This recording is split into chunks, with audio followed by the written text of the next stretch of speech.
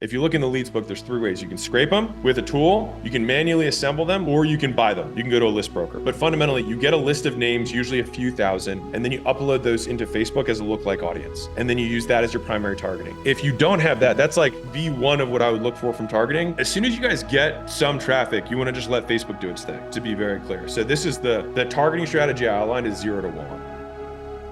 All right, ads. Robbie DeWeese. My current situation is I'm getting customers through cold outreach on Facebook to blue-collar business owners and charging $11 a month. Cool. My desired situation is to get paid ads working to bring more members to my group. My problem is I'm not sure how to start out with the targeting. My question is, how do I determine targeting for an avatar I've never served market to before? Totally reasonable. Okay, so what I'd want to do is, I will tell you how I would do this conceptually. I haven't clicked buttons on an ad campaign in 7 years. So I will just tell this how I do this conceptually, which is like where you're getting your list for your cold outreach. Over time, you want to put all those emails into a document. Now you can either, like, if you look in the leads book, there's 3 ways. You can scrape them with a tool, you can manually assemble them, which is basically what it sounds like you're doing right now, or you can buy them. You can go to a list broker, right? And so there's like Info USA, you can just Google it. The list brokers change over time. But fundamentally, you get a list of names, usually a few thousand, and then you upload those into Facebook as a lookalike audience. And then you use that as your primary targeting. Once you get enough opt-ins to the pixel, then you can start opening up targeting, and then Facebook's algorithm and the AI will take over from there. So just to be clear, you really only want to have interests for as little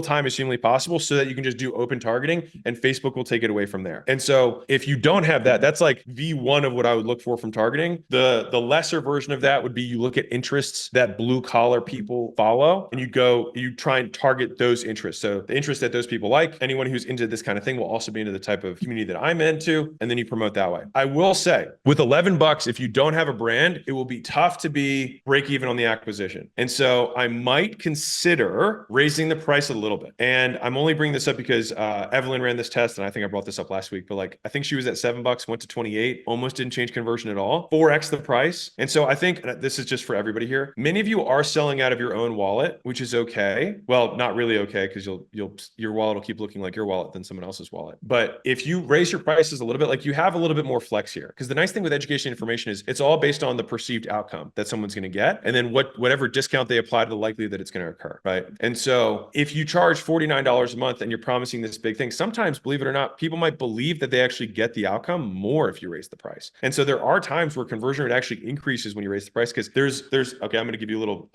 little business side note. So when we take over a company, what we do is we run something called a Van Western pricing index. And so what that is you ask 4 questions and you survey an audience. And you say, at what price would this be so expensive? You list out the features. At what price would it be so expensive that I would never consider buying it? The second question is, at what price would it be so cheap that I wouldn't believe that it would work? And some of you guys are below that price point. I don't know. I got this AI balloons thing going on. Okay. The third one is, at what price would I believe it, but it would be a great bargain? And then at what price would it be, I would decide to buy it, but it would hurt. It would sting. And so then that gives you basically the range, and you plot that on a chart, and you can literally just look at the area under the curve to see where's the price point where the highest number of people say yes times price. And then that gives you the sweet spot for pricing. Now, when you survey, there's always going to be some error, but it will give you a much better range. This is how I did pricing for Alan. And we 4x'd our pricing in terms of our revenue per customer by doing it this way. And so you have no idea what they're going to value it at, depending on the promise that you have for that particular avatar. And so I think a lot of you guys have flex on price. And so for you specifically, I think it was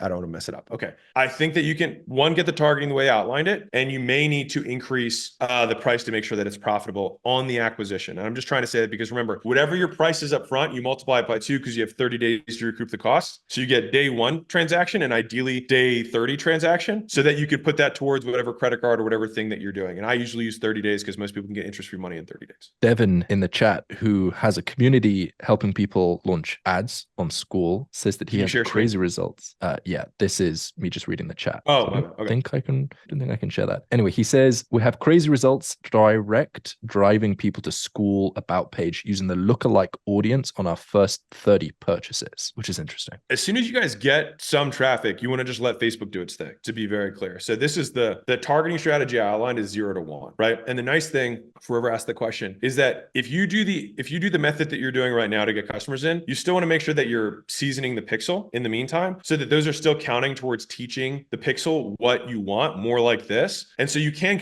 you basically do have to elbow grease your way in the beginning, unless you're willing to blow money, which I'm guessing you're not, to get the targeting to find, to approximate into where it needs to go. This clip was taken inside of the SkoolGames, which is literally free to join. So if you want to talk to AlexHormozi live every week, then click the link in the description and join right now. 54.1% of people who start a paid community in Skool make money.